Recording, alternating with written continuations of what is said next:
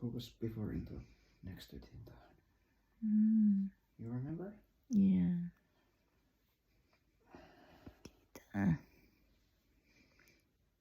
Guys, ang gaan ng kamay niya, pang massage.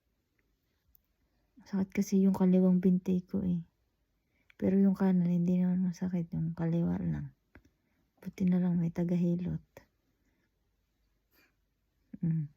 Happy face pa siya. Kasi, 2 araw na din masakit yung ngipin niya. Tinutulungan ko din siya. Ngayon, masakit naman yung binti ko. So, yan, hinilot din niya ako. Give and take lang. Ngayon, hindi masakit yung ngipin niya eh. Ngayon, hinilot niya ako.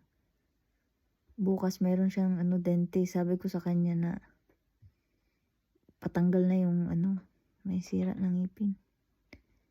Kasi kung hindi patanggal, lalo sasakit.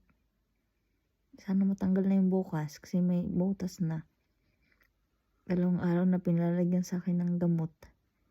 Yung sa Pinas, di ba, yung nilalagyan ng tawag dito? Maanghang. Yung bulak. Tapos pinapasok dun sa butas ng sira ng ngipin. Ngayon, hindi daw masakit ang ngipin niya. Sa akin naman yung binti ko, masakit. Tagahilot. Libre.